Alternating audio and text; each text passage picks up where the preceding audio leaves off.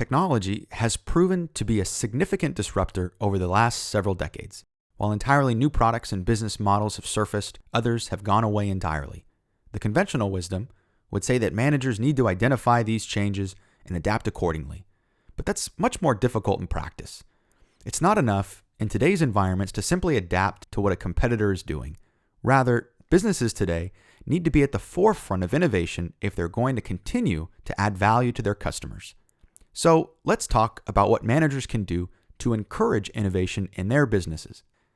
Innovation is often described as the act of introducing something new. According to academic literature, innovation starts with creativity. Creativity is the act of producing novel and useful ideas. Although all ideas do not lead to the next innovation, all innovations start with an idea.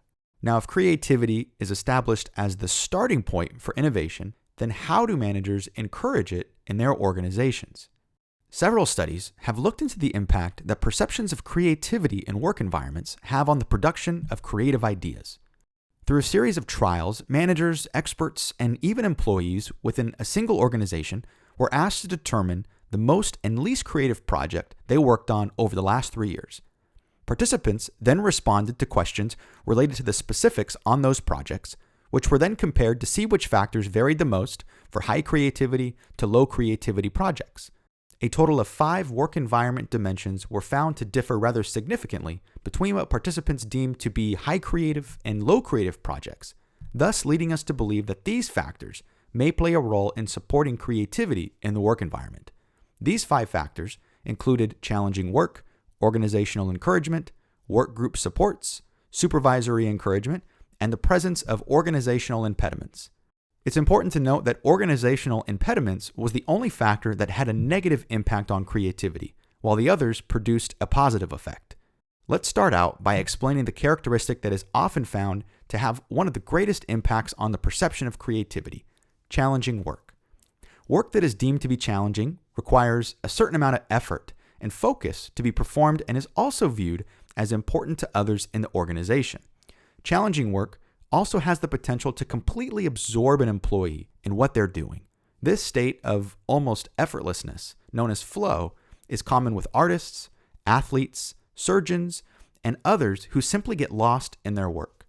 If work isn't challenging, workers can become bored and as a result less interested in their work. This isn't good for creativity, so it's important that managers provide challenging assignments to help employees feel like valued and productive members of the organization. Another characteristic found in creative work environments is organizational encouragement. Organizational encouragement is present in an environment when employees are encouraged to take risks and generate new ideas. Several different studies have found that when employees are given permission to be creative and are not concerned about the associated risks, they produce more useful ideas.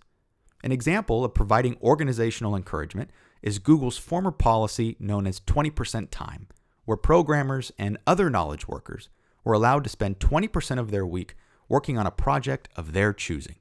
Giving employees a license to explore something that interests them has certainly benefited Google, as services such as the popular email service Gmail were created by employees. While providing the conditions to which employees feel free to devote time to creativity is important, organizations must also evaluate new ideas fairly and even reward and recognize creativity in the workplace. Next, organizations that maintain creative work environments offer work group supports. Often referred to as work group encouragement, studies have found that creativity can be instilled by not only the larger organization itself, but also the individual work groups within that organization. Factors such as team member diversity and openness to new ideas serve to expose employees to different ideas that are found to have a positive impact on creativity. Many organizations today perform work using individual teams with minimal management oversight as partly a method of fostering pockets of creativity within the organization. Supervisory encouragement was also found to be present in organizations that were perceived to be higher in creativity.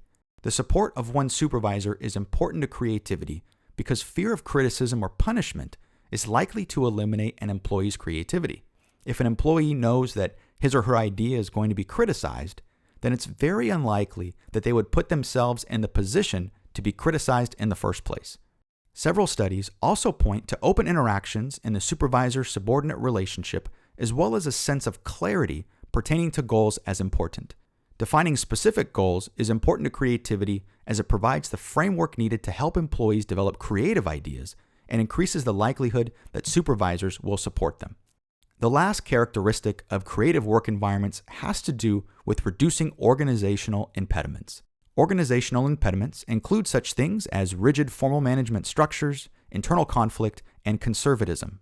Any one of these characteristics tends to limit creative thinking, as employees are likely to find them controlling. Speaking from personal experience, management structures characterized by multiple chains of management have a negative influence on productivity since immediate feedback is often difficult. One characteristic that is present in many creative work environment models but is absent from our discussion is freedom. Although intuitively, the flexibility to make certain decisions and the sense of ownership that follows is positive, studies have produced mixed results on the impact of freedom. However, I do think it's safe to say that an environment where employees have no sense of ownership and lack the opportunity to make decisions produces a negative influence on creativity. Looking at today's most innovative organizations, you're likely to find that several of these characteristics are present. Accompanied by selection measures that allow the organization to hire the most creative applicants, producing creative work environments can create the conditions where employees have the support necessary to exercise creativity. In doing so, the rationale is that those creative ideas may lead to the next big innovation and certainly serve as a competitive advantage for the organization. Thank you for watching this video on creative work environments. In next week's video, we're going to explore Lewin's force field analysis and discuss its relevance to innovation in the workplace. For questions, please leave them in the comment box below, and I'll do my best to get back to them in a timely fashion. If you want more from Alanis Business Academy, you can subscribe to our channel or go to alanisbusinessacademy.com where you'll find additional content, quizzes, and more. Thanks for watching.